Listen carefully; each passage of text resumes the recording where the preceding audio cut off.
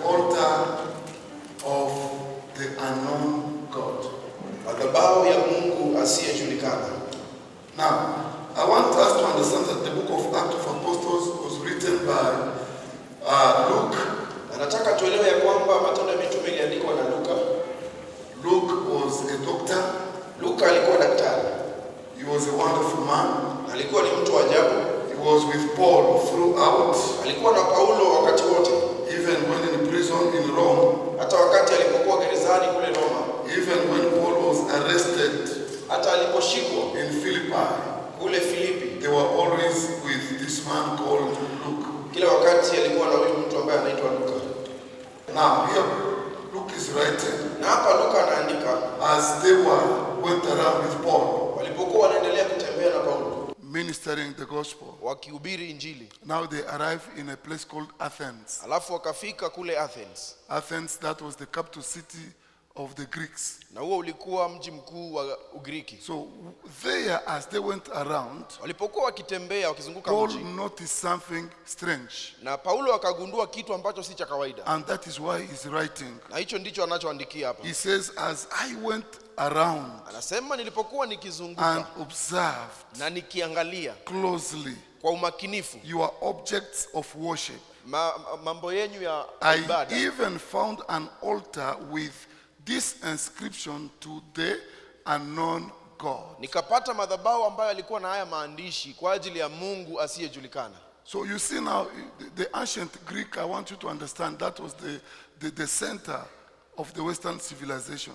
Na Greek ya wakati ule unafaa uelewe ya kwamba ndio ilikuwa ni kitovu cha kuendelea. The main god of the Greeks was called Zeus.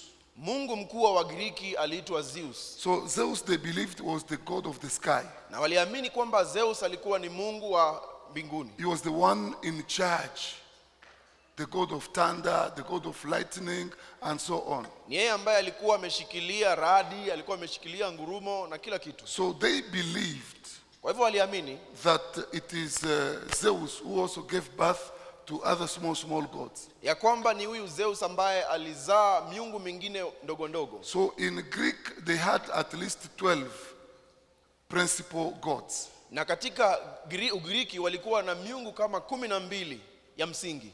And also they had small now gods. Alafu sasa kulikuwa na miungu mingine midogo. So the 12 principal gods, kwa hivyo kuna wale 12 ambao walikuwa wakubwa, gave birth to small gods, ambao walizaa miungu mingine midogo. Bwana asifiwe. Amen. So with time, alafu muda ulipoendelea, I will get an opportunity to share with us slowly so we can understand all these 12 gods, their works in the society according to these beliefs of the Greeks. Tunapoendelea nitatafuta nafasi tukaongea zaidi kuhusu hawa miungu 12, tujue walikuwa na manufaa gani katika jamii. Now, according to the Greeks, na kulingana na Wagiriki, they believed that Zeus was in charge, was in the sky. Waliamini ya kwamba Zeus alikuwa kule angani. Now, if you go to the Bible, na ukienda katika Biblia, you see that our God is in charge.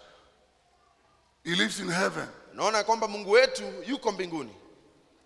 Bwana asifiwe. Amen. So you see, it's just like they are trying to interchange to take maybe the place of God and put something which is useless. Na ukitazama kwa umakini utaona ya kwamba ni kama wanajaribu kubadilisha, watoe nafasi ya ule Mungu wetu, alafu waweke kitu kingine ambacho ni cha bandia, cha bure. They had so many gods. Walikuwa na miungu mingi sana.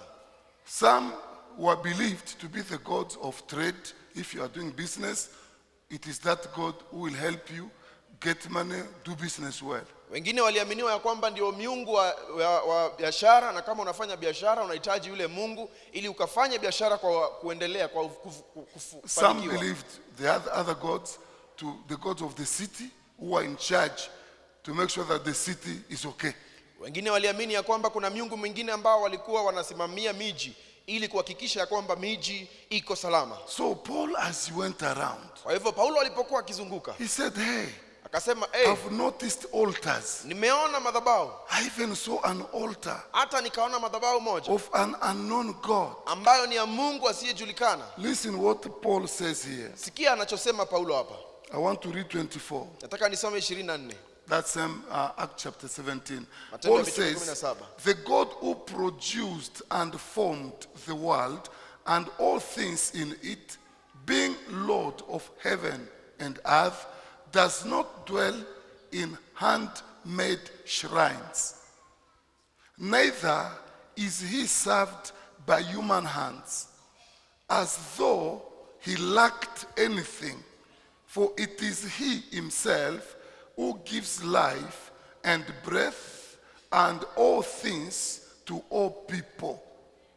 And he made from one common origin, one source, one blood, all nations of men to settle on the face of the earth, having definitely determined their allotted periods of time and the fixed boundaries of their habitation, their settlement, lands and abodes.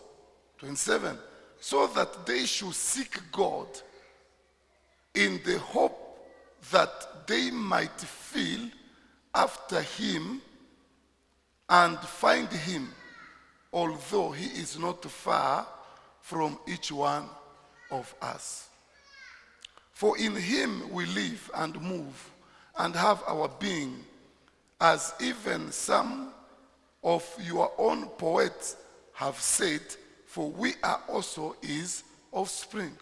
Since then we are God's offspring, we ought not to suppose that deity, the Godhead, is like gold or silver or stone of the nature of a representation by human art and imagination, or anything constructed or invented.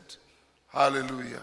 Amen. Now here Paul Hapa Paulo was amazed alikuwa ameshangazwa to see that these people worshipped different kind of gods. kuona ya kwamba hawa watu waliabudu miungu tofauti, And the purpose why they worshipped these gods, na sababu yao ya kuabudu hii miungu it's not because they wanted to do so, sio eti kwa sababu walikuwa wanataka kufanya hivyo, but they lacked knowledge. lakini walikosa ufahamu, They lacked the understanding. walikosa kule kuelewa, They lacked the discovery of the true God. walikuwa wanataka kumtambua Mungu wa ukweli, And because they don't have that true God, na kwa sababu hawana huyu Mungu wa ukweli, they don't have that knowledge, hawana huo ufahamu, so they have to worship whatever they can find. inabidi waabudu chochote ambacho wanaweza pata. Hallelujah. Amen. We are sharing the gospel. Tunashiriki injili, Here we are talking about an apostle, na hapa tunamzungumzia a powerful man of God. mtumishi mkuu wa Mungu. His name is called Paul. Jina lake ni Paulo.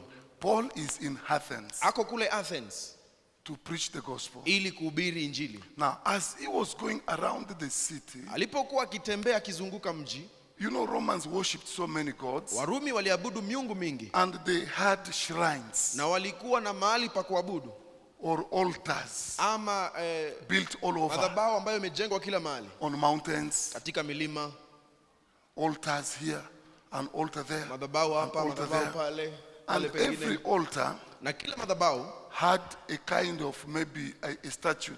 ilikuwa na namna ya kinyago. Some were goddess, Wengine walikuwa ni miungu wa kike, women, goddess. wa And kike. some were gods. Alafu miungu mingine kulikuwepo pia, And every god had an altar built for him or her. na kila miungu ilikuwa imejengewa madhabahu kwa sababu yake. So Paul went around the city, Kwa hivyo Paulo akazunguka mji, and then he read these inscriptions. akasoma haya maandishi, He said, hey, akasema what is this? hii inamaanisha nini? This is not God.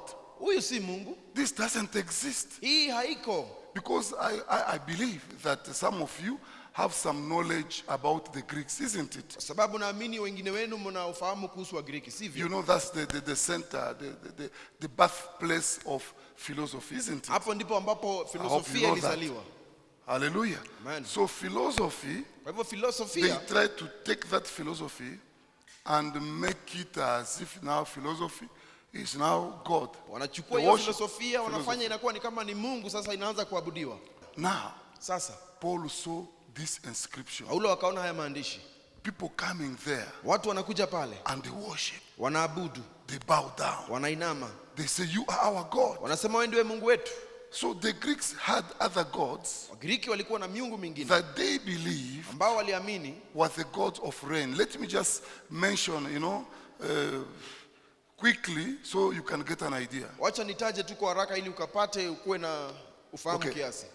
The first god they believed in was called Zeus. Zeus ndiye alikuwa mmoja wa miungu wa So kwanza. he was believed to be the ruler of the sky. Aliaminika anatawala mbingu, He was the god of gods. alikuwa Mungu wa miungu, Was the father of all gods. alikuwa baba wa miungu mingine He yote. was the one in charge to send the thunder and lightning. Yeye ndiye alituma ngurumo na radi.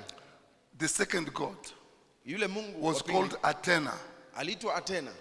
Athena was believed to be the god of the city of Athens. Aliaminika kuwa Mungu wa mji wa Athens. That was the center of arts. Hapo ndio ilikuwa Arts. kitovu Arts. Arts. Do you know arts? cha sanaa. A-R-T-S. Arts. Learning, knowledge, Masomo. philosophy. Filosofia. That was in Athens. Athens ndio ilikuwa kitovu. You know, when we talk about philosophy, we talk about knowledge. Unapozungumzia filosofia unazungumzia When we ufahamu. talk about philosophy, we talk about the creation of the mind of human beings. Unapozungumzia filosofia unazungumzia akili ya binadamu. For example, Jean-Paul Sartre. In French, we call him Jean-Paul Sartre. Kwa He mfano was a hiyo- philosopher. Jean-Paul Sartre alikuwa ni filosofia, He mwana can filosofia. come here and tell you, for example, okay, this is a table. Anasema hii ni meza. So if you see this table, Kama unaona hii meza where did it come from? ilitoka wapi? So there must be a table like this one Lazima kuna meza nyingine kama hii. somewhere in an invisible world. Mahali fulani katika ulimwengu ambao hauwezi ukaona. So the one who made this chair Kwa or hivyo- table Kwa hivyo ambaye alitengeneza hii meza au kiti was inspired alipata to get the image alipata in kuelewa that unknown or invisible world. na akapata picha ambayo iko in katika order to ulimwengu make this usiojulikana ili atengeneze hii. So Jean-Paul Sartre went everywhere asking questions. Kwa hivyo akazunguka kila mahali akiuliza maswali. What is this? Hii ni nini? What is that chair? Hiyo ni nini kiti? And so on. So Kiendelee what I hivyo. want is just us to understand that there were imagery, they try to imagine illusions. They think there is something in the unknown world. Walijaribu kufikiria vitu ambavyo viko katika ulimwengu usioonekana. So we say Athens was the center of art, learning, knowledge and philosophy. Kwa hivyo Athens ulikuwa ndio kitovu cha masomo, And, sanaa and na there is, filosofia. the god of Athens was called Athena. Na yule Mungu ama miungu ambayo ilikuwa pale Athens aliitwa Athena. So the name of the capital city, Athens, came or originated from the god they worshipped called Athena. Na jina la ule mji Athens ulitokana na jina ya ile miungu ambayo iliabudiwa Now- pale, jina lake Athena. You have the third one was called Aphrodite or Aphrodite. Watatu aliitwa Aphrodite. This was now the god of the city of Corinth. Yeye ndio alikuwa anasimamia mji wa Corinth. Corinth. That was now the home of this guy called Plato.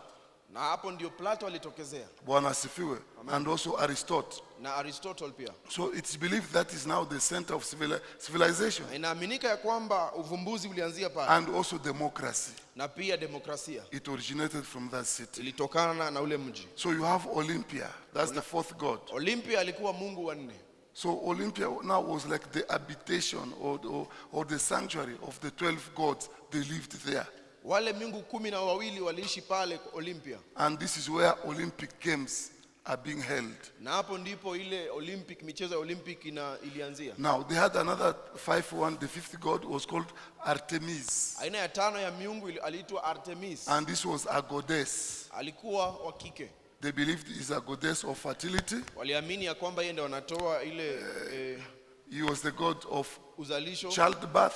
ambaye anasababisha kuzaliwa kwa watoto. If you want to do the hunting, he was the god of wilderness, the Kitaka moon, kwenda kuinda alikuwa anasimamia jangwa and so on, and so many things. na mambo mengine mengi. Remember when Paul was ministering in Ephesus? Kumbuka alipokuwa akihubiri pale Efeso Paulo, Do you remember what happened? najua ni nini Even ilifanyika in Philippi, do you remember? hata pia pale Filipi. So mnajua hiyo kitu. For example, when you read the Act of Apostles chapter 16, Matendo ya what, Mitume what do you 16. see there? You see Paul is arrested, isn't it? Paulo anashikwa. Why is he arrested? Kwa nini anashikwa? Because of this. Can you give us Act 16? Matendo ya Mitume 16 16 verse maybe 10. mstari wa 10. or 16:20, 16:15. I want you to see this now. And when she was baptized along with her household, she earnestly entreated us, saying, if in your opinion I'm one really convinced that Jesus is the Messiah and the order of salvation, and that I will be faithful to the Lord, come to my house and stay. And she introduced us to do it. Now, listen to this. As we were on our way to the place of prayer, we were met by a slave girl who was possessed by a spirit of divination, claiming to foretell future events and to discover hidden knowledge. And she brought her owners much gain by her foretellings. 17. She kept following Paul and the rest of us, shouting loudly, these men are the servants of the Most High God. They announce to you the way of salvation. 18. And she did this for many days. Then Paul, being sorely annoyed and worn out, turned and said to the spirit within her, I charge you in the name of Jesus Christ to come out of her. And it came out that very moment. 19. But when her owners discovered that their hope of profit was gone, they caught hold of Paul and Silas and dragged them before the authorities in the forum marketplace where trials are held. 20. And when they had brought them before the magistrate, they declared, these fellows are Jews, and they are throwing our city into great confusion. 21. They encourage the practice of customs which it is unlawful for us Romans to accept or observe. The crowd joined in the attack upon them, and the rulers tore the clothes off. The rulers tore the clothes off them and commanded that they be beaten with rods and put where? In prison. Bwana asifiwe. So here you can see what was happening. Hapo unaweza ona kilichokuwa kikifanyika. Here it is an unknown God. Huyu ni Mungu, hapa ni Mungu asiyejulikana. This woman is possessed by an evil spirit. Huyu mwanamke amepagawa na roho mchafu. And she's foretelling the future. Alafu anasema mambo ambayo hajatendeka. So these people will come and worship. Watu wanakuja na maabudu. Why? Kwa nini? Because they can hear something good they want to hear. Kwa sababu wanaweza sikia kitu ambacho wanataka kusikia. Even today in this generation, hata leo katika hiki kizazi, we have people who call themselves prophets. Kuna watu ambao wanajiita manabii. And these people are not prophets in reality. reality. Watu sio manabii wa ukweli. Because a true prophet will preach the gospel. Kwa sababu nabii wa ukweli atahubiri injili. A prophet is not there really to tell you about your uncle or a place where you are born, but a prophet is there to lead you where God wants you to be. Nabii hayuko pale kukuambia kuhusu mjomba wako, lakini kazi yake ni kukuongoza akufikisha ambapo Mungu anataka ukue. So these people worshipped so many things. Kwa hivyo hao watu waliabudu vitu vingi. In Ephesus they worshipped that Artemis. Katika kule Efeso waliabudu yule Artemis and other gods. Na miungu mingine. So when this man came, kwa hivyo wakati Paulo alikuja, the man of Paul, Paulo, he said no. Akasema hapana. You worship what you don't know. Mnaabudu msichokijua. You worship funny things. Mnaabudu vitu vya ajabu. Time has come that you come now back to God. Na wakati umefika ya kwamba mumrejelee Mungu. Bwana Yesu asifiwe. Amen. So they fought him. Kwa hivyo wakampiga. They said no. Akasema hapana. I have something here I want to give you. Give us Acts chapter 19 verse 21. Matendo ya Mitume 19:21. Acts 19:21. I just want to lay a foundation so you understand where we are going. Now look at this. Now after this event, Paul determined in the Holy Spirit that he would travel through Macedonia and Achaia, most of Greece, and go to Jerusalem, saying, after I have been there, I must visit Rome also. And then continue, 22. So after sending 2 of his assistants, Timothy and Erastus, to Macedonia, he himself stayed on for a while in the province of Asia. At that time, a great disturbance took place concerning the way. For a man named Demetrius, a silver smith, who made silver shrines of Artemis. I just told you about Artemis. She was a goddess. Bwana asifiwe. Amen. Brought a great deal of business to the craftsmen. He gathered this together along with the workmen in similar trades and said, men, you know that our prosperity comes from this business. And you see and hear that this Paul has persuaded and turned away a large crowd, not only in Ephesus, but in practically all of the province of Asia, by saying that gods made by hands are not gods at all. There is danger not only that this business of ours will come into repute, but also that the temple, hallelujah, do you see that? Naona hiyo? The temple of the great goddess Artemis will be regarded as nothing, and she whom all the province of Asia and the world worship will suffer the loss of her greatness. Hallelujah. Amen. Do you see this? Je, unaona hii? So she's a goddess. Kwa hivyo yeye ni miungu, They have built an altar. wamemtengenezea They madhabahu, have a shrine. wako na mahali pa ibada, They go there. wanaenda pale, They worship. wanaabudu, They worship. wanaabudu. So now, when Paul went there Wakati Paulo alienda and huko, preached the gospel about Jesus Christ, akahubiri injili ya Yesu Kristo, many people got converted. watu wengi wakaokoka.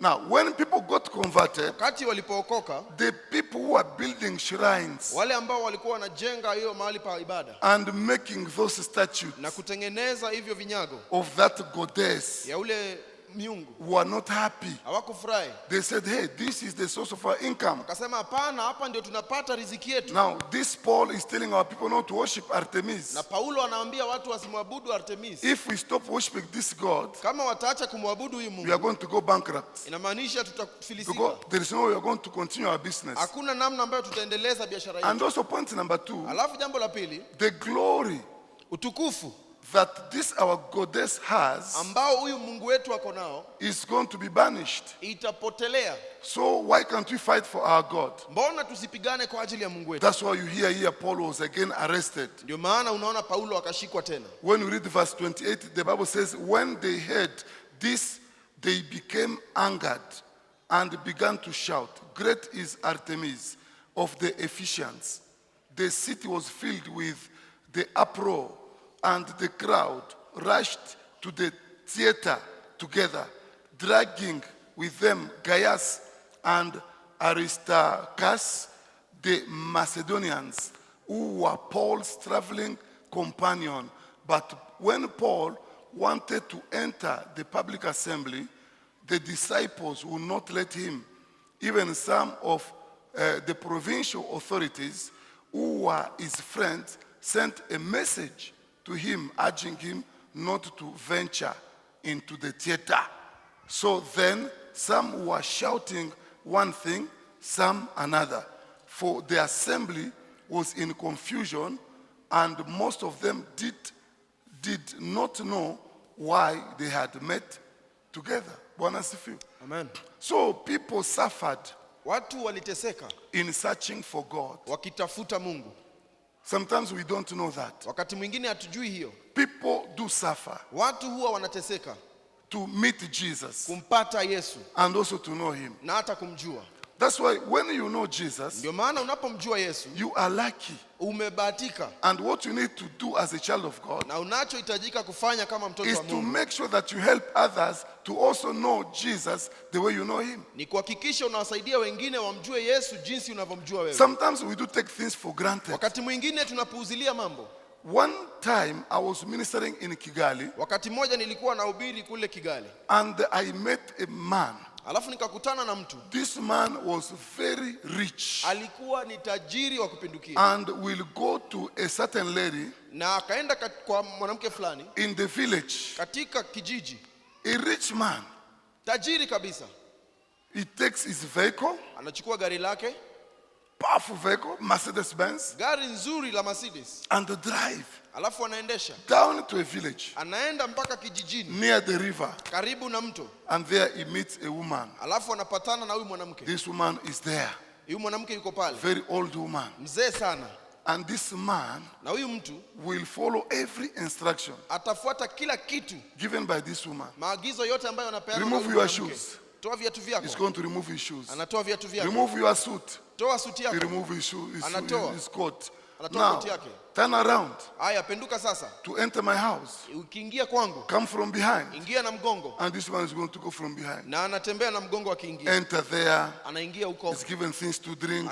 Anapewa mambo ya vitu vya Sit kunywa. down. Akaa chini. So you see a rich person Unaona mtu tajiri being twisted, anazungushwa, being pushed around. anapelekwa huku na huko. Somebody educated Mtu ambaye amesoma being pushed around anasumbuliwa because he doesn't understand. kwa sababu haelewi. He does, but if you ask yourself, Na kama unaweza jiuliza, why is this person suffering? ni kwa nini huyu mtu anahangaika? He has everything that life can offer. Ako na kila kitu ambacho unaweza taka kupata This man maishani. is rich. Huyu mtu ni tajiri. This man has knowledge. Huyu mtu ana ufahamu. He has degrees. Ako na vyeti. He has servants, workers. Ako na wafanyikazi. He has everything. Ako na kila kitu. But what is it that is going looking after that old woman Lakini ni nini ambacho kinamfanya aende atafute yule mama mzee? near the river, Karibu na mto, sit down aketi chini on a kasonga, katika stool kidogo, and then he's there alafu ameketi pale shaking, akitetemeka, bringing white chicken analeta kuku mweupe and black chicken na mweusi and white goat na mbuzi mweupe and black goat. na mbuzi mweusi. He is there Ameketi pale believing that this woman is going to help him. anaamini ya kwamba huyu mwanamke atanisaidia. This is what I told you last Sunday, Hiki ndicho nilikuambia Jumapili that iliyopita, there is a vacuum in a human ya person kwamba kuna utupu ndani ya mwanadamu that only God can fill. ambao Mungu peke yake ndio anaweza kuujaza. Bwana Yesu asifiwe. Amen. If we fail to preach the gospel of the kingdom, Kama tutakosa kuhubiri injili ya Yesu Kristo, that day we will be judged. ile siku ya hukumu tutahukumiwa. Because what you have now, Kwa sababu kile ambacho uko nacho sasa not everybody has it. sio kila mtu ako nacho. So what we have now, Kile ambacho tuko nacho sasa, let us take it to other people. wacha tukakipeleke kwa watu wengine. Can you give us Psalms chapter 42 verse 2? Psalms 42, 2. My inner self thirsts for God, for the living God. When shall I come and behold the face of God? Hallelujah. Amen. My inner self. In other translation, they say, my soul. Tafsiri zingine zinasema nafsi yangu. This one says, my inner self. Hii inasema It is ASV. mtu wangu wa ndani. But other translation, they say, my soul. Yeah, it is my Ndio pale. soul. Nafsi yangu. Hallelujah. Amen. So it means the soul, Inamaanisha nafsi, if you open my interior now, kama ukifungua ndani yangu you sasa, take a knife and cut me into pieces, ifungue na kisu, you are not going to see my soul. hautaona nafsi yangu. You are going to see the heart Utaona roho pumping blood. ambayo inapiga You are damu. going to see the intestines, Utaona matumbo. the lungs. Utaona You are mapafu. not going to see the soul. Lakini hautaona nafsi. The Bible says Biblia inasema the soul of a human being is in his blood nafsi ya mwanadamu iko ndani ya damu yake and it is invisible, na haionekani, but it lives in blood. lakini inaishi ndani ya damu. Hallelujah. Amen. So as blood moves, Wakati ambapo damu the soul inasonga, is inside nafsi iko pale ndani, your soul. nafsi yako. But if you open, you Lakini cannot see. ukifungua hautaona kwa macho. So that soul, Kwa hivyo hiyo nafsi, nobody can satisfy the soul hakuna mtu ambaye anaweza kutosheleza nafsi except the Creator. ijapokuwa muumbaji. I want you to say amen. Amen. Nothing can satisfy the soul. Hakuna kinachoweza tosheleza nafsi. That's why he says, my soul Ndio maana thirsts anasema nafsi yangu after God. ina kiu kwa ajili ya Mungu. When shall I go before him? Nitaenda lini mbele zake?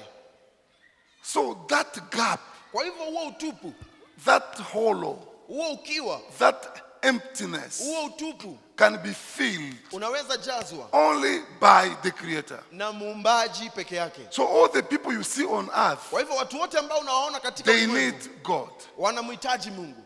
Every person on earth. Kila mtu duniani. You are a Russian, Wewe ni you are an American, wewe ni Mwamerika, you are an African, wewe ni you Mwafrika, are from Asia, umetoka from Asia, every place of the earth. kutoka kila mahali Every ulimwenguni. person needs Jesus in his Kila life. mtu anamhitaji Yesu.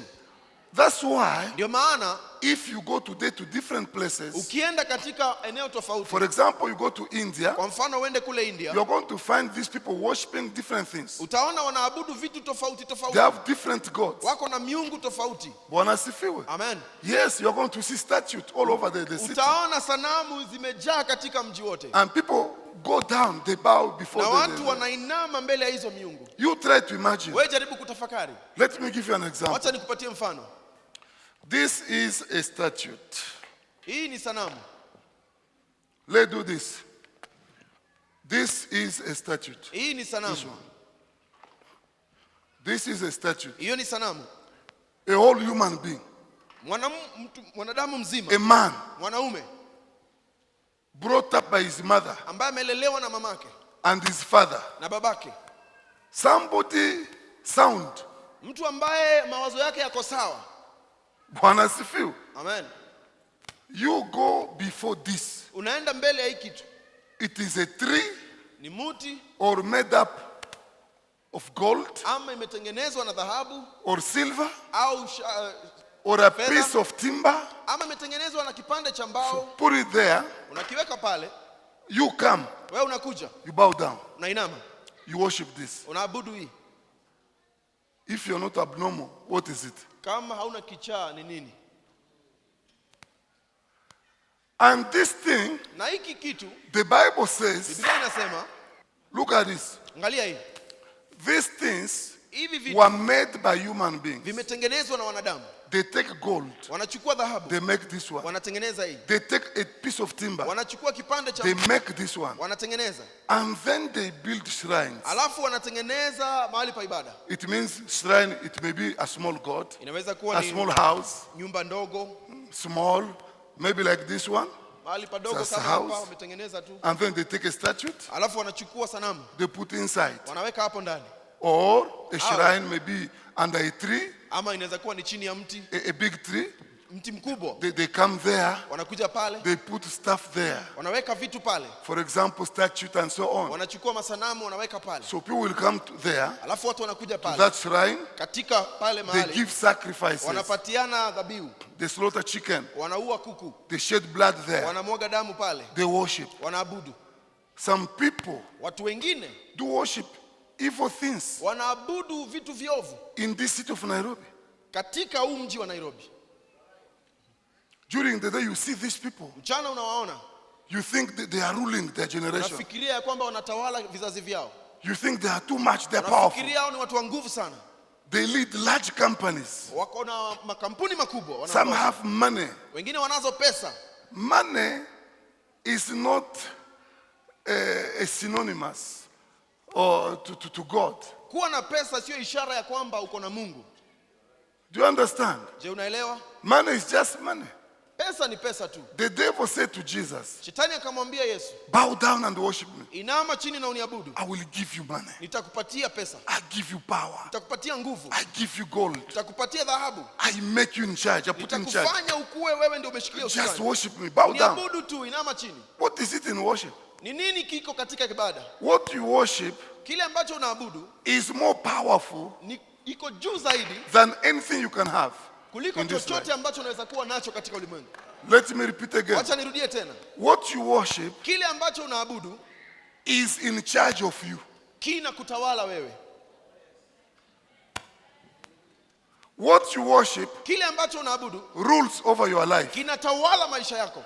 That's why the devil said to Ndio Jesus, maana shetani akamwambia I Yesu, have money, ninazo pesa, I have gold, nina dhahabu, I have silver, nina I fedha, have power. nina nguvu. All the kings of the earth, Wafalme wote wa ulimwengu they worship me. wananiabudu. Now listen, Sikia sasa, look at the world. angalia ulimwengu. I want to give it to you now. Nataka nikupatie ulimwengu sasa. Just go down now Inama tu and chini sasa worship me. na uniabudu, They are all yours. alafu kila kitu kinakuwa chako. Jesus looked at him. Yesu It akamwangalia, is written, imeandikwa, you shall worship utaabudu Jehovah God Jehova Mungu and him alone. na yeye peke yake. Mwenifata vizuri.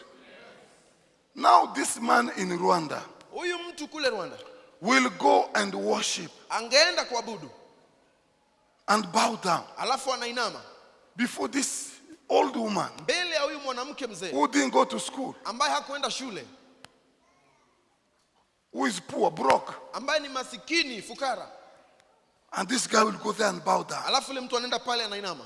What are you going to tell me? Je, utaniambia nini sasa? What is it? Why is this guy going to bow down? Mbona huyu mtu anaenda anainama? He has money. Anazo He pesa, has houses. ana manyumba, He has companies. ana He makampuni, has vehicles. ana magari. Why is he going there to bow down? Mbona anaenda pale kuabudu In a hut or hut? katika nyumba ndogo ya matope? Bwana sifiwe. He goes there and bow down. Anaenda pale na anainama. Do you know why? Unajua ni kwa nini? Because he feels in him Kwa sababu anajihisi ndani there yake is no satisfaction.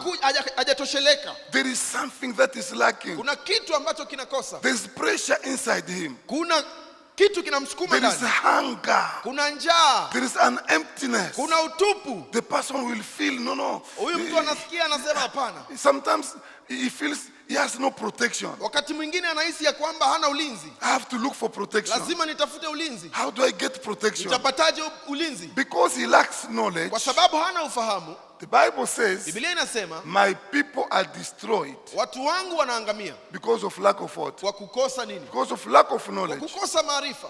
Because he doesn't know the Kwa truth. sababu hajui ukweli. Now he will go Sasa ataenda thinking that maybe here I will get security. akifikiria labda hapa nitapata usalama. Do you know that very rich people feel they are not secured? Do Je, you know unajua that? kwamba watu wengi ambao ni matajiri sana wanasikia hawana ulinzi? They are suspicious of everything. Wanashuku kila mtu.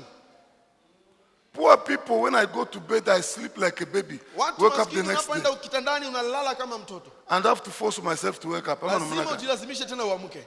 But a rich guy, Lakini tajiri when he hear a cat akisikia paka jumping at the roof, akiruka ruka huko juu kwa mabati, Margarita, Margarita, they have come. wamekuja.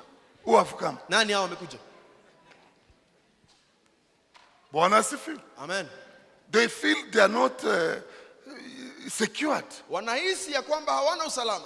Even though they put the fence, they put wire, Ijapokuwa wamejenga nyumba wakaweka ua na wakaweka waya za put stima, electricity, still they feel they are not secured. bado wanahisi hawajapata usalama. Even if they hire sentinel security guards, Hata wakiitisha zile kampuni za they walinzi feel, wanasikia I'm hapana, not secured. bado sina usalama. Even if they purchase guns, Hata wakinunua bunduki, whenever he sleeps, the gun is there. akilala bunduki iko hapo But karibu, still they feel they are not secured. lakini bado wanahisi hawana usalama. Do you know why? Unajua ni kwa nini? Because only God can provide that security. Kwa sababu ni Mungu pekee ambaye anaweza peana huo Only ulinzi. Jesus can provide that Ni security. Yesu pekee ambaye anaweza patiana ulinzi.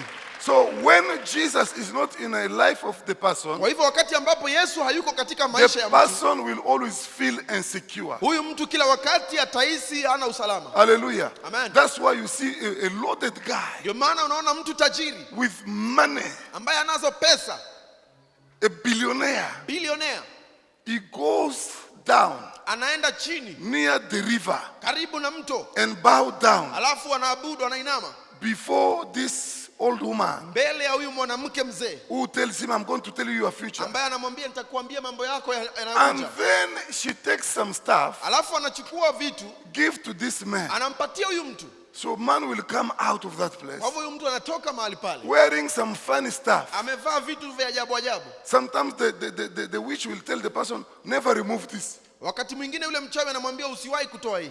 So you see somebody wearing something. Unaona mtu amefunga kitu kwa kiuno chake, Whenever he goes to bath, kila wakati akienda kuoga that fislet is there. hiyo kitu kikamba kiko pale. Bwana asifiwe. Amen.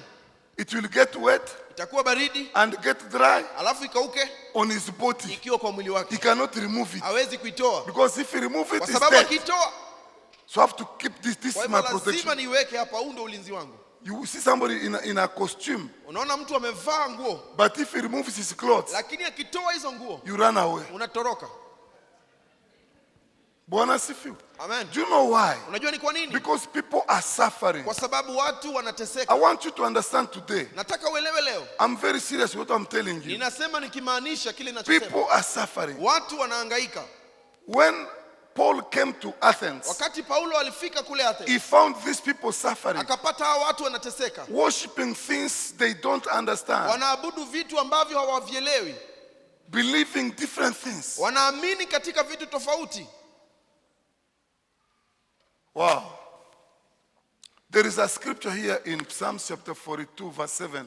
Kuna maandiko katika Zaburi 42 I want mstari us to wa read 7. it. Nataka tuisome. Deep calls to deep.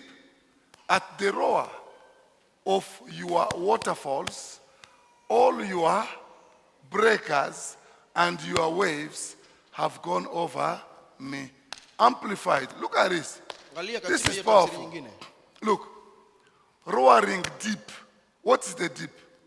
Huo kilindi ni nini? The deep means the world of the world of secret. Inamaanisha ule ulimwengu wa siri. The world of secrecy. Ule ulimwengu wa siri. Because deep is called thom in Hebrew. Kwa sababu hiyo inaitwa form katika Thoms Kiebrania. mean the world of secret, the Na secret world. inamaanisha ule ulimwengu ambao una siri. It means eternity. Inamaanisha umilele. It means the world of secret. Inamaanisha ulimwengu wa siri. So that is what the Bible translates by deep. Hivyo ndivyo Biblia inasema ikisema So kilindi. the deep calls to the deep, or the deep calls into the deep. Kwa hivyo kilindi kinaitia kilindi. Now, kingine. the kilindi here, it means the world of God, the world of darkness, the secret world, the world that we cannot access. Ulimwengu wa Mungu, ulimwengu wa kisiri, ulimwengu ambao sisi hatuwezi kuingia ndani yake. Hallelujah. Amen. And then it calls to the deep. Alafu sasa inaita kilindi kingine. It means in every human being, Inamaanisha ndani ya kila mwanadamu there is a piece of eternity. kuna kipande cha umilele. It is inside every human being. Kiko ndani ya kila mwanadamu. Okay, give us Ecclesiastes chapter 3 verse 11. Look at this. He has made everything beautiful in its time. He also has planted eternity in what? Oh my God. Do you see that? Je, unaona hiyo? So God has made everything beautiful in its Kwa time. hivyo Mungu amefanya kila kitu kipendeze kwa And he has wakati also wake. planted eternity. Na pia amepanda umilele. Where? Wapi? In men's heart. Katika mioyo ya wanadamu. This heart you see here Hii moyo ambao unaona hapa is not the heart that is pumping blood. sio ule moyo ambao unapiga damu. It means in human soul. Inamaanisha nafsi. And then, Alafu to put it well, he says, and mind. In men's heart and mind. katika Mind. akili na roho ya wanadamu. Now, what's a mind? Sasa hiyo akili ni nini? Can you see a mind? Je, unaweza ona akili?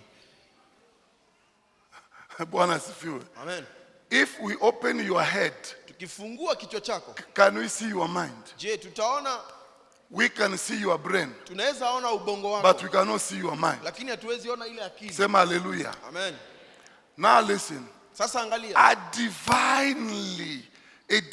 Something divine, kitu cha kiungu implanted, kimepandwa, a sense of purpose working through the ages. It means because God is an eternal God. kwa sababu Mungu ni wa milele. And remember the Bible says in Ephesians Na Biblia inasema katika Waefeso that God knew us ya kwamba Mungu alitujua before what?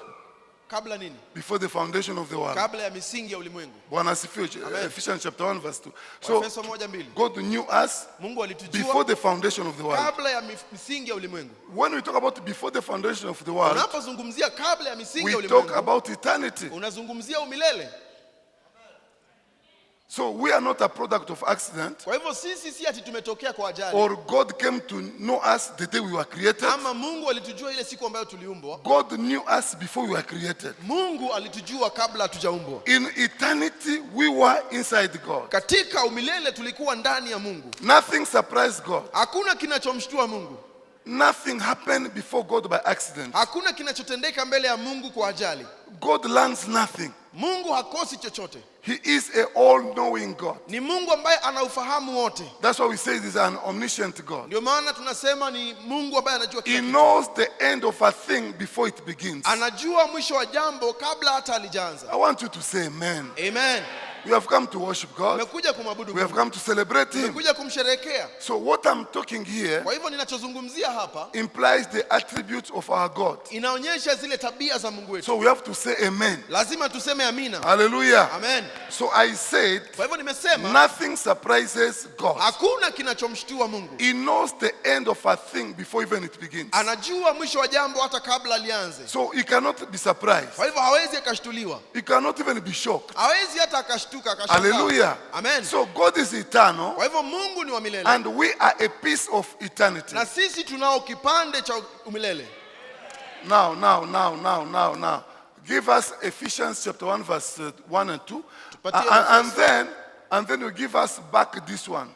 Waefeso Give us 1:1 na this, 2 back alafu this one. turudishe hapa. Now, Ephesians chapter 1 verse 1. Now, Waefeso 1:1. Paul, an apostle, special messenger of Christ Jesus, Messiah, by the divine will, the purpose, and the choice of God to the saints, the consecrated, set apart ones at Ephesus, who are also faithful and loyal and steadfast in Jesus Christ. Number 2, listen to this.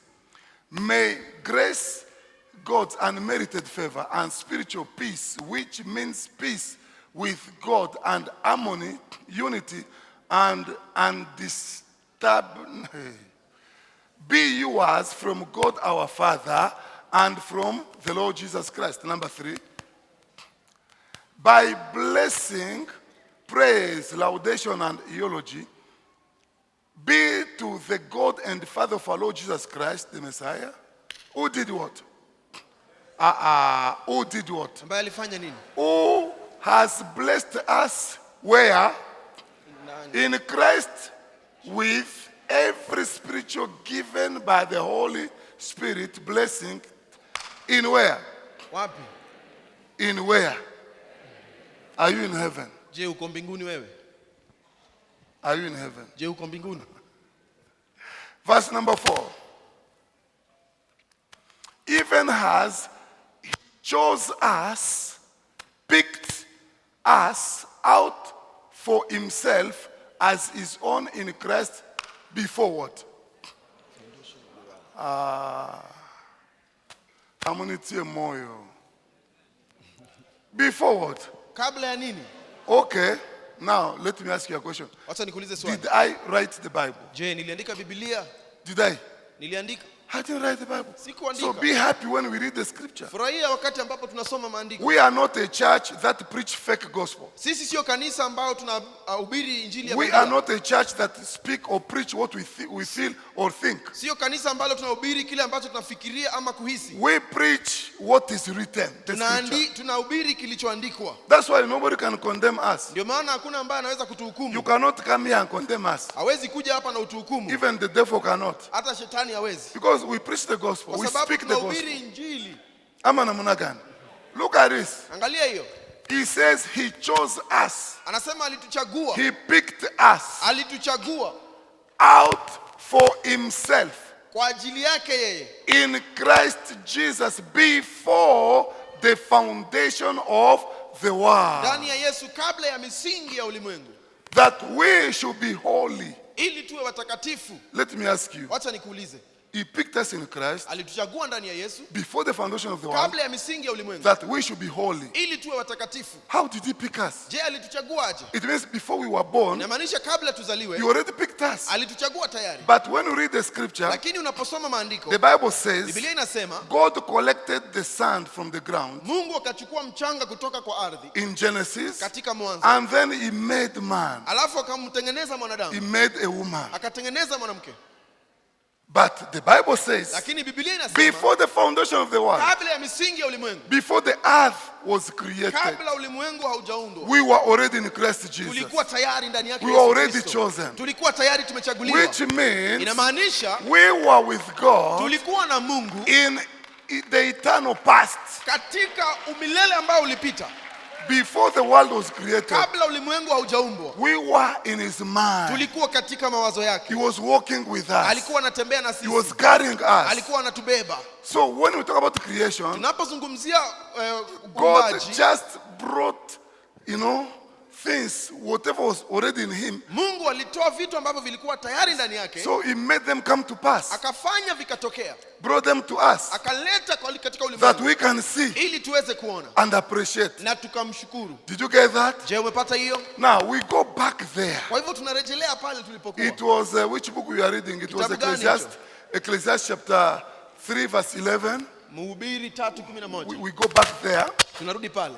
So God has made everything beautiful in its time. It means Inamaanisha when something happens now, kitu kinachofanyika sasa it doesn't mean God started it now. haimaanishi ya kwamba Mungu amekianza saa hizi. It was already in God. Tayari kilikuwa ndani ya Mungu, But he just bring it to materialization. lakini amekifanya tu kionekane kwetu. It was already in him, in Ilikuwa God. tayari ndani yake Mungu. It was planned before the foundation of the Ilikuwa earth. imepangiwa kabla ya misingi ya ulimwengu. And then he says, Alafu he anasema has planted eternity. na amepanda umilele. How can God plant eternity in you? You yourself, you are just of today. Je, Mungu anawezaje kupanda umilele ndani yako na wewe ni wa leo tu? Hallelujah. Amen. So God has planted eternity. Mungu amepanda umilele. It means inside every human being, Inamaanisha ndani ya kila there mwanadamu is a piece of God. kuna kipande cha Mungu. That's why the Bible says, Ndio maana Biblia inasema come let us make man kuja tukatengeneze in mwanadamu our image. katika fana So yetu. they created Kwa man hivyo walitengeneza in mwanadamu the image of God. katika mfano wa Mungu. How do you define the image of God? Je, utatambuaje mfano wa Mungu? God has two eyes, Je, Mungu ana macho mawili like your eyes. kama macho yako? God has two legs. Ako na miguu miwili? Are you in this place? Je, mko mahali hapa? Hey, wake up. Oh. Muka, Are you getting what I'm saying? mnaelewa ninachosema? Let me ask you. Wacha nikuulize. Let me start with Bishop Kimwele, Acha nianze na Askofu Kimwele. the powerful man. Tu wa nguvu sana. Hallelujah. You now tell me, Wewe niambie sasa, according to you, kulingana na wewe, in your personal knowledge, katika ufahamu wako kibinafsi, God has two legs. Mungu ana miguu miwili? Yes or not? He says God is a mystery. Anasema Mungu. Forget about the mystery. Wachana na hiyo mambo ya Let's siri. look at God. Tuangalie Mungu. God comes here now. Mungu akuje hapa sasa. Does he have two legs? Je, ana miguu miwili? Now, if he was to be, if I'm his image, I think it should be like God bless you all. Mungu God akubariki. bless you. Mungu akubariki. Did you hear that? Umesikia hiyo? He says if I was created in his image, so God Kama has two niliumbwa legs. katika fana yake, basi ana miguu miwili. That's powerful. Hiyo ni nguvu. Mumpigie makofi mazuri.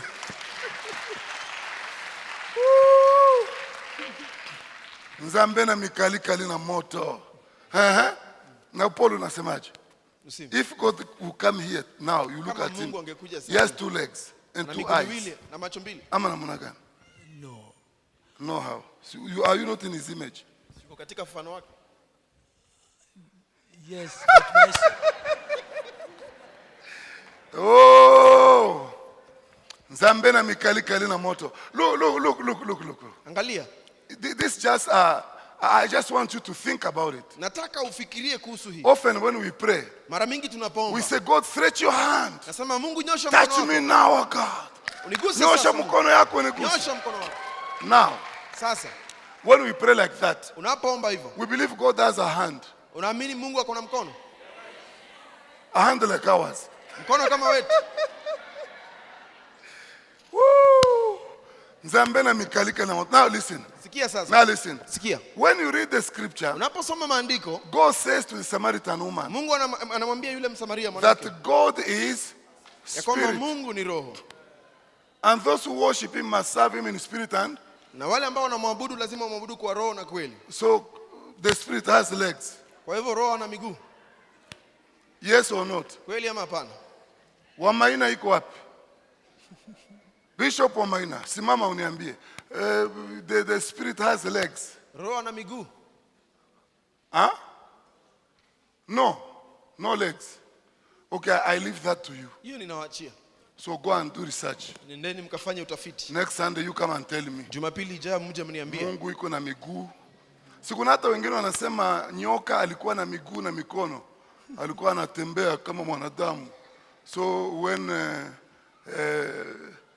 alidanganya nini Eve, Mungu akakata miguu na akakata mikono. Bwana asifiwe. The devil is a liar. Salimia mwenzako mwambie the devil is a liar. Salamia jirani yako umwambie shetani ni mwongo. Now, Sasa we go here now to see what is happening. tunaendelea hapa tuone kinachofanyika. The Bible says God put eternity. Biblia inasema Mungu akaweka umilele. If you hear eternity, Unaposikia milele, it is not something that started today. sio kitu ambacho kimeanza leo. Eternity, it means it has no beginning, it has no end. Milele inamaanisha hakina mwanzo na hakina mwisho. So God planted Kwa hivyo Mungu alipanda eternity umilele in men's heart katika mioyo ya wanadamu and mind. na akili zao. Mind means soul. Hiyo inamaanisha nafsi zao. A divinely implanted sense of purpose. Hey, God of the Bible. Working through the ages. It means through the ages, Inamaanisha kupitia hii miaka yote the eternal plan of God ule mpango wa Mungu wa was kimilele already announced. ulikuwa tayari umetangazwa. Hallelujah. Amen. It was already announced. Ulikuwa tayari umetangazwa. So when man is born, Kwa hivyo wakati mwanadamu anazaliwa, there are something about God kuna kitu ambacho kinahusiana na Mungu which is eternal. ambacho ni cha milele, It is inside man, kiko ndani ya mwanadamu, but man doesn't know. lakini mwanadamu hajui, But it is there. lakini kiko. So you walk, Kwa hivyo unatembea, but that thing of God is there. lakini hicho kitu cha Mungu kiko ndani. That's why you see Ndio maana unaona that no matter what you give to a human being, haijalishi utampatia nini mwanadamu. you can give money to a Unaweza human being. mpatia pesa mwanadamu, You can give houses to a human being. unaweza mpatia nyumba nyingi You mwanadamu, can give all the vehicles of the world to a unaweza human being. mpatia magari yote ya ulimwengu You mwanadamu, can buy jet and give to a human unaweza being. nunua jet na umpatie mwanadamu, You can give gold and silver to unaweza a human mpatia being. dhahabu na fedha mwanadamu, You can take man, put him in state house. unaweza mchukua na umweke katika ikulu, You can put man wherever you want to put a man.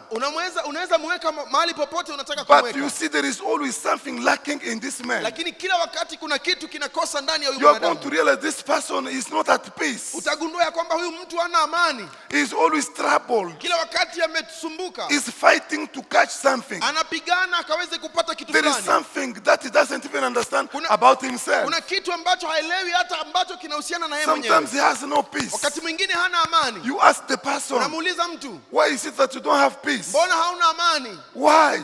Mbona You have everything life can offer. uko na kila kitu ambacho unaweza pata katika You have maisha? money, you have silver, Una you have pesa, gold, una dhahabu, you have banks, unazo you have companies, banks, uko na you makampuni, have everything. uko na kila kitu. Why is it that you are lacking peace? Mbona hauna amani?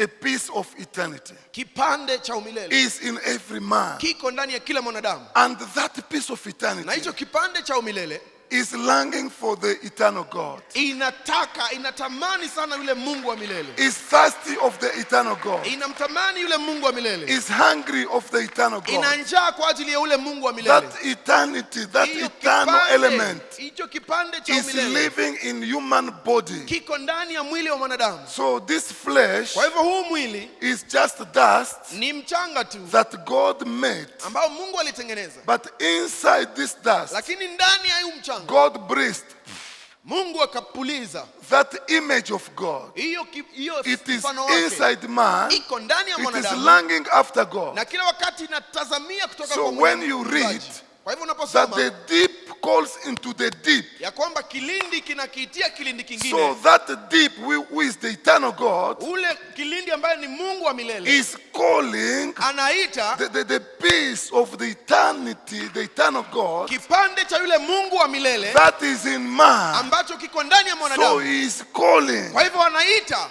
The deep calls to the deep.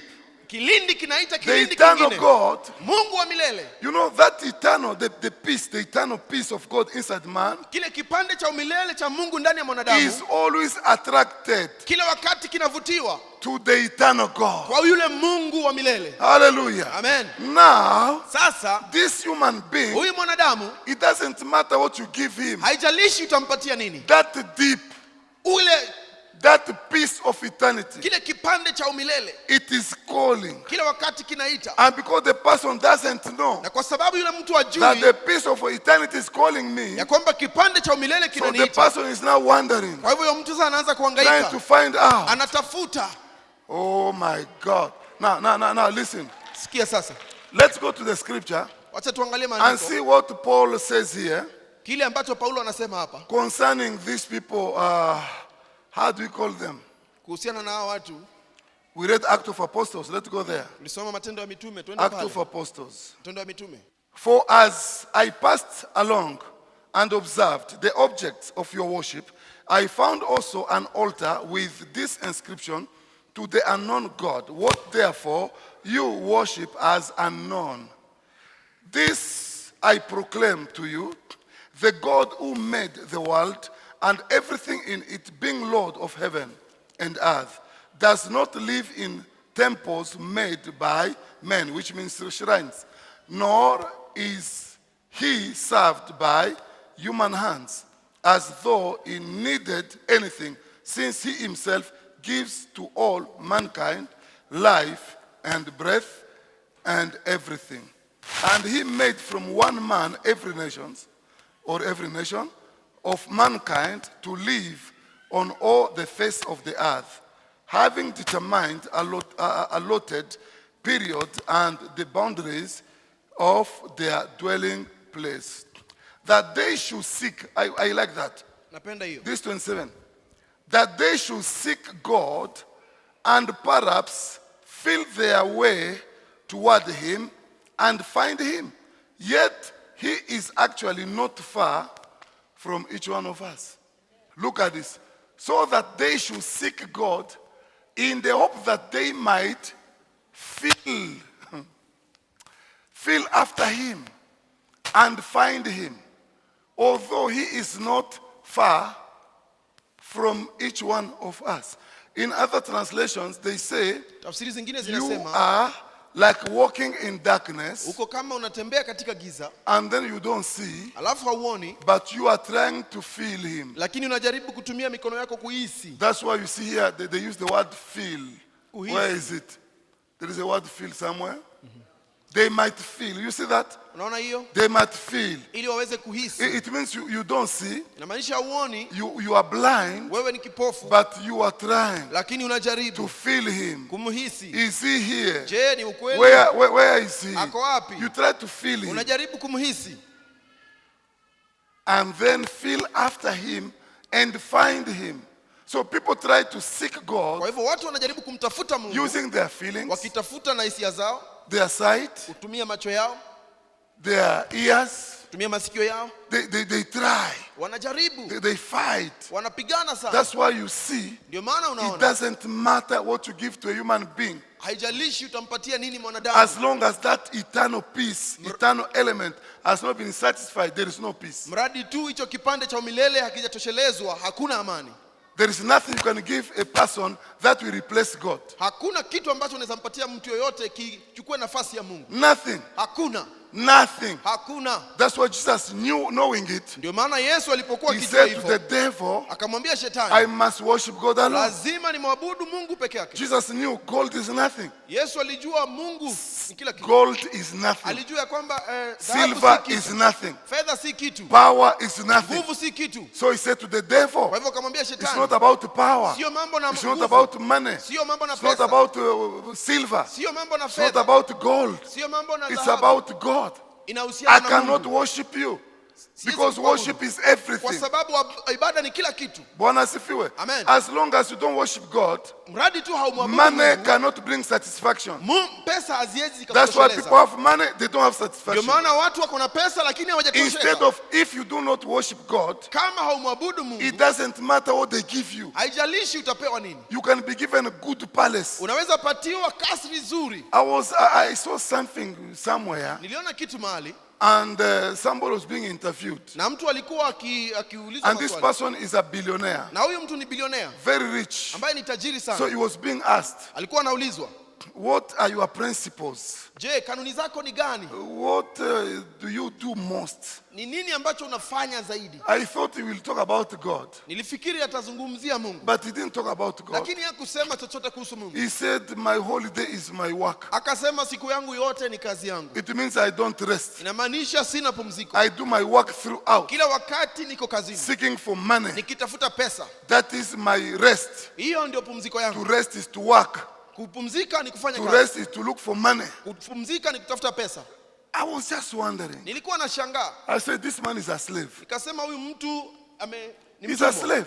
Ni mtumwa. He has no peace Hana amani because he's after money kwa sababu anakimbizana and he na has pesa. never been satisfied. Na hajawahi tosheka. Yet he is a billionaire, Lakini yeye ni bilionea but he doesn't have satisfaction. na hana kutosheleka. It means the billions cannot satisfy, Inamaanisha zile cannot. mabilioni haziwezi zikamtosheleza. So now, Kwa hivyo, because he's a kwa prisoner, sababu yeye ni mfungwa, by working after, seeking after money, akitafuta na kukimbizana na running after money, pesa, anakimbizana na pesa, he thinks, anafikiri I will get more money. nitapata pesa It's zaidi. not about getting more money. Sio mambo na kupata pesa It's zaidi, about becoming a slave. ni kukuwa mtumwa. Do you understand? Je, unaelewa? Do you get that? Unapata hiyo? He didn't mention God in his interview. Hakutaja Mungu katika maongezi yake.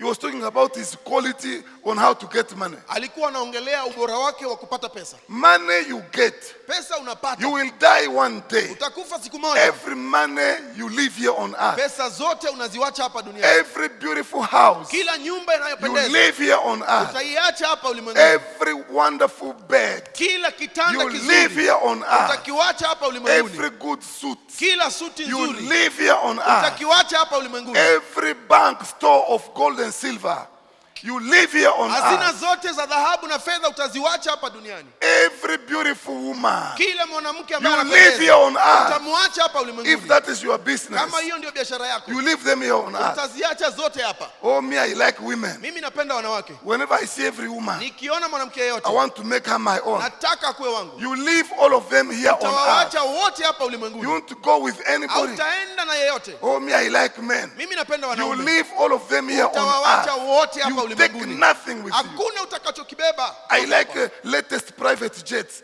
You can buy latest private jet. Unaweza You nunua ile carry jet, no jet when you die. lakini ukifa hauendi na hiyo jet. You can buy every latest beautiful vehicle. Unaweza nunua gari lolote lile ambalo linapendeza, Every latest that comes, you buy. ambayo inatokea unanunua. You drive excellently. Unaendesha ukimaanisha kweli. That body Huo mwili is made up of sand. umetengenezwa na udongo. The day you die, Siku ambayo utakufa, the body will smell mwili utanuka and turn back to sand, na utarudi kwa udongo, where God picked it from. mahali ambapo Mungu aliutoa. Your soul Nafsi yako that you are neglecting today ambayo hauishughulikii leo will go toward God. itaelekea upande wa And Mungu. that is the most important part in a human being. Na hicho ndio cha msingi na cha maana sana katika mwili wa mwanadamu. Therefore, Kwa hivyo I told you last Sunday, nilikwambia Jumapili we iliyopita, are bold. sisi ni wajasiri. Why are we bold? Mbona tuna ujasiri? Why are we bold? Mbona tuna ujasiri? What is it what is giving us boldness? Ni nini ambacho kinatupatia Even ujasiri? when we speak before kings, Hata wakati tunaponena mbele we ya wafalme are bold. tunao ujasiri. Even when trekking, Hata tunapotembea Without kwa miguu shoes. bila viatu we are bold. tunao ujasiri. Preaching the gospel of the kingdom of Tunahubiri God. injili. Why are we bold? Mbona tuna ujasiri? Why am I bold? Mbona nina ujasiri? I am bold because of this. Nina ujasiri kwa sababu hii. When I look at a human being, Ninapomwangalia mwanadamu, he may have power anaweza kuwa na nguvu according to the system of this world. kulingana na misingi ya ulimwengu. He has power. Ana nguvu, Maybe he's a member of parliament. labda yeye ni Maybe he's a governor. labda ni governor, Maybe he's a businessman. labda ni mfanyabiashara, Maybe he's the president of a nation. labda ni Maybe rais, he is a king. labda yeye ni mfalme, Maybe he is a queen. labda yeye ni malkia. Just name it. Taja tu chochote. All these people need Jesus. Hawa watu wote wanamhitaji Yesu Because they are just human beings. kwa sababu ni wanadamu tu, They were born as human beings. walizaliwa kama wanadamu. Whatever the earth, the world can offer, Chochote ambacho ulimwengu unaweza patikana cannot replace God. hawezi ukachukua Cannot nafasi ya take the Mungu, place of God. akiwezi chukua nafasi ya Mungu. That's why even somebody is a billionaire, Ndio maana hata kama mtu ni bilionea, this person can get sick huyu and mtu anaweza suffer, kuwa mgonjwa and suffer like any other human being. na hangaike kama mwanadamu mwingine yoyote. I saw the former president of DRC. Niliona yule rais wa DRC This man was very rich. alikuwa tajiri wa kupindukia, Very rich. tajiri sana. I grew up knowing him as the president of the world. Nilikuwa nikijua yeye ndio rais wa ulimwengu mzima. The guy was a billionaire in dollars, Alikuwa ni bilionea katika dola, leading a country like DRC, akiongoza nchi kama ya DRC, where you have everything wakati mahali ambapo kuna kila kitu that the world can offer. Everything. ambacho ulimwengu unaweza kukupatia. In DRC, you have everything. DRC kunacho kila kitu. You have coltan, you have cobalt, Kuna cobalt that is used to make mobile phones, to ambayo make inatumika kutengeneza iPads, simu, to make all these kutengeneza computers. And Congo has more than, I think, 60% of the world of that material. Congo alone. na Kongo Try peke to yake ina imagine. hiyo madini zaidi ya So the 60%. 40% is distributed to the whole world. Hiyo 40% iliyobaki ni dunia nzima inachangia. And there is no money like a phones, isn't it? Dangerous. You have gold, Kuna dhahabu, you have silver, kuna fedha, you have copper, kuna kopa, you have uranium, uranium, you have petrol. mafuta. Even recently they discovered another petrol in the national park. They say it is like in a basin. Do you know basin? Juzi Basin. walivumbua mafuta ingine ambayo iko katika It's like in a national hole. park. Billions. Mabilioni. That guy was the president there. Ule mtu alikuwa ni rais He pale, was intimidating everybody. alikuwa anatishia kila mtu, Walking with a stick. anatembea na kiboko kijiti, If he passed by, akipita karibu people are going to bow down. watu watainama. And he's there. Yeye ako pale, He was wearing a kofia of leopard skin. amevaa kofia ambayo imetengenezwa na ngozi ya chui, And he's passing by. alafu anatembea, People are dancing. watu wanacheza. Ooh, this is the king of kings. Huyu ni mfalme wa falme, And people said he's not going to die. na watu wakasema hawezi kufa, He's going to live forever. ataishi milele. That's what songs were saying. That this guy is going to live forever. Walisema ya kwamba ataishi milele. This man got prostate cancer. Akapata hiyo prostate cancer, Huh? The guy got finished. aliisha. When I heard about it, I didn't believe. Niliposikia siku Until when I saw him mpaka nilipomuona standing before the cameras, amesimama mbele ya picha, finished. kwisha, The body is eaten. mwili umeliwa. When you see this body, Unaona huu mwili, you see it is shining. unaona unang'ang'a, Don't be cheated by it. usidanganywe, It is bure. It's bure. ni ya bure. In few hours, Kama kwa masaa machache you can't believe it is the same body. hawezi amini ni ule mwili. In a few days, Kwa siku chache it can be changed. inaweza badilika, You won't believe it's the same body. hawezi amini ni ule mwili. I looked at this guy. Nilimwangalia huyu mtu, To me, he was the strong man kwangu alikuwa ni mtu wa nguvu, or the strongest on earth. ama wa nguvu kabisa But ulimwengu. when I looked at him, Lakini the nilipomtazama guy is finished. naona ameisha. A moribund. I looked at him and said, wow, Nikamwangalia is it true? nikasema ni kweli. That day, Ile siku I knew nilijua God alone Mungu pekee reigns. anatawala, Reigns. anatawala. And then you know what? Alafu najua nini? After that, the guy ran away. Baada ya hiyo jamaa akatoroka, I saw his palace nikaona lile kasri lake built in marble. ambayo ilikuwa imetengenezwa na hiyo madini ya mabo. Every seat inside. Kila kiti You know, you see gold all over. unaona dhahabu kila mahali. The house is amazing. Nyumba ni ya ajabu. Civilian, all these ordinary people entered in the house. Watu wa kawaida wote wakaingia ndani ya nyumba, And everybody was picking whatever he wanted to na pick. kila mtu alikuwa anachukua alichokuwa anataka. I saw that life Nikaona maisha is bure ni bure without Jesus. bila Yesu. Life finds meaning Maisha yanapata maana in Jesus Christ. ndani ya Yesu Kristo. Life finds meaning maisha yanapata maana only in Jesus Christ. ndani ya Yesu peke yake. Outside Jesus, Nje ya Yesu life is meaningless. maisha hayana maana, It is bure. ni bure. Whatever you can gather Chochote unachoweza is kukusanya bure ni bure minus Jesus. bila Yesu. Go to Langata. Enda Lang'ata, You are going to see the cemetery. utaona pale mahali pa You are maziko, going to see doctors. utaona madaktari, You are going to see professors. utaona maprofesa They are buried there wamezikwa pale with their knowledge. na ufahamu wao, They are down 6 Wako feet chini. under the grave. futi 6 chini, Finished. kwisha. Their dreams are buried. Ndoto zao zimezikwa, Their ambitions buried. matamanio yao yamezikwa. Listen, people. Sikieni watu, That's why we are bold ndio maana tuna to ujasiri preach the gospel. kuhubiri Injili, Because we kwa understand sababu tunaelewa Jesus Yesu is the Savior of the world. ndiye mwokozi wa ulimwengu. Jesus Yesu is the desire of every person. ndiyo tamanio la kila mtu. Jesus Yesu is the need of every ndiyo person. hitaji la kila mtu. When you don't have Jesus, Kama una Yesu, you are a poor person. wewe ni No masikini. matter whatever you do. Haijalishi unafanya It nini, is Jesus ni Yesu who gives meaning ambaye anapatiana maana and makes you a human being na kufanya uwe mwanadamu and makes you important. na kufanya uwe wa maana. Therefore, Kwa hivyo we must preach the gospel lazima tuhubiri Injili with boldness. tukiwa na ujasiri. Paul says, Paulo I anasema am mad nina kichaa because of Jesus kwa sababu ya Christ. Yesu, I am mad nina kichaa because of the kwa gospel. sababu ya I Injili. preach the foolishness Ninahubiri upuzi to the Greeks kwa Wagiriki because they want philosophy. kwa sababu wanataka But I filosofia, preach the cross. lakini They nahubiri don't understand the cross. hawaelewi msalaba. You know, it is madness to these Greeks. Ni uenda wazimu kwa hao Wagiriki And the Hebrews, the Jews, na Waibrania na they want signs and wonders and wanataka miracles. ishara na miujiza, But we preach Christ Jesus, lakini tunamhubiri Yesu Kristo, the mystery of ages. kisichojulikana kwa miaka mingi. Hallelujah. Jesus, the Son of God. Yesu mwana wa Mungu He was hidden alikuwa amefichwa, and God revealed him to the alafu world. Mungu akamfunua kwa ulimwengu. He's the only way to salvation. Yeye ndiyo njia pekee kwa ajili ya wokovu. Kwa Therefore, hivyo we who know Jesus, sisi ambao tunamjua Yesu, let us go around. wacha tuende Take tuzunguke. your Bible. Chukua Biblia yako, Be bold. kuwa na ujasiri, Be confident. uwe na Talk ujasiri, about Jesus. ongea kuhusu Tell Yesu, people about Jesus. ambia watu kuhusu Don't Yesu. worry what they think about you. So what?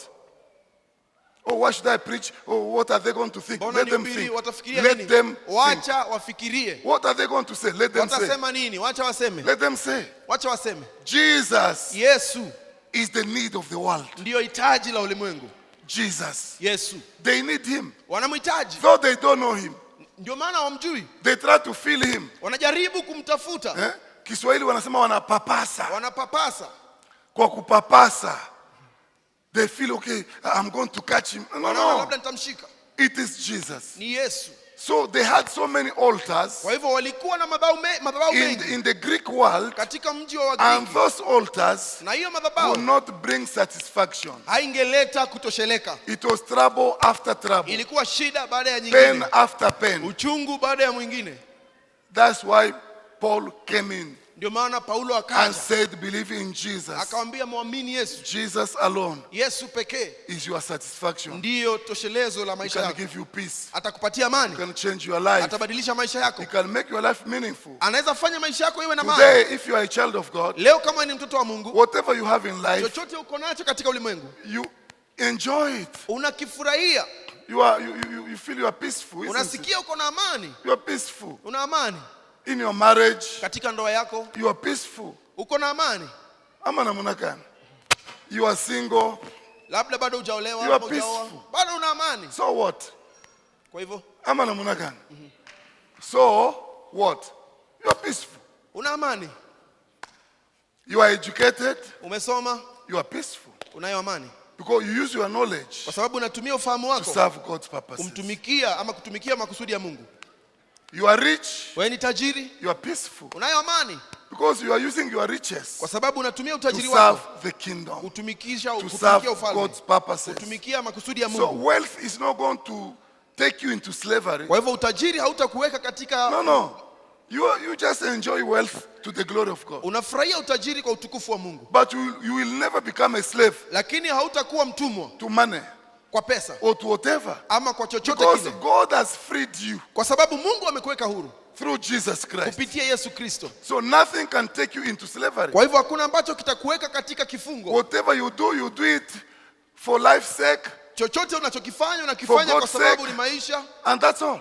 na ni hivyo. Did you get that? Je, umepata hiyo? Stand up on our feet. Simame kwa miguu yetu.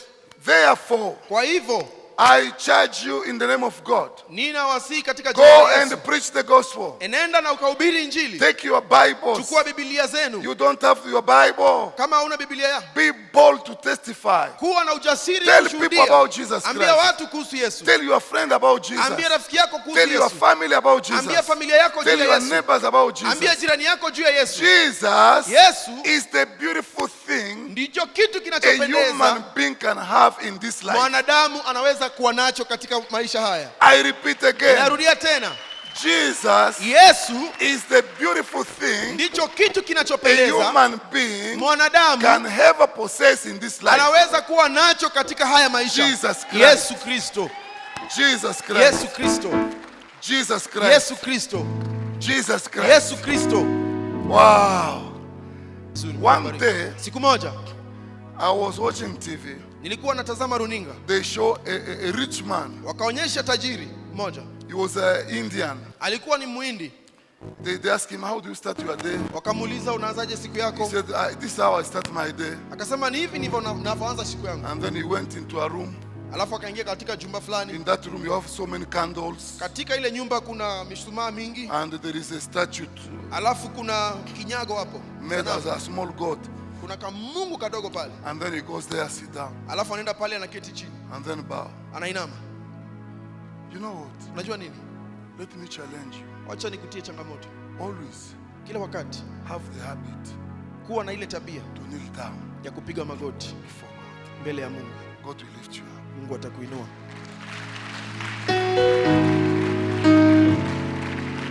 Even in your house, Hata katika nyumba yako just train yourself. jifundishe. Even if you feel pain, Hata kama unasikia uchungu, kneel even for 2 minutes. piga magoti hata kwa dakika 2. Just tell him, God, Mwambie tu Mungu, I worship you. ninakuabudu. Very important. Ni muhimu sana.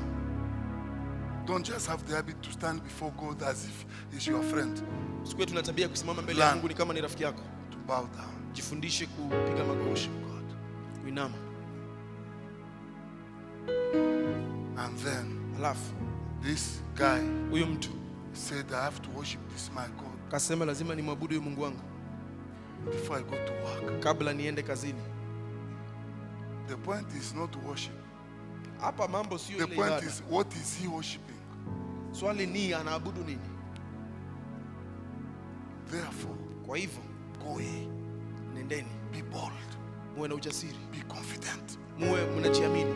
You have a friend. Na rafiki, Tell him about Jesus. mwambie kuhusu Yesu. Tell people about Jesus. Ambia watu juu ya Yesu. Tell people about Jesus. Ambia watu juu ya Tell Yesu. people about this church. Ambia watu God kuhusu hili is in this kanisa. place. God is in this place. Mungu ako mahali hapa. Tell people about Jesus. Ambia watu juu ya kanisa hili. I said tell them about Jesus. Na nasema uambie kuhusu Yesu. Bwana asifiwe. Amen.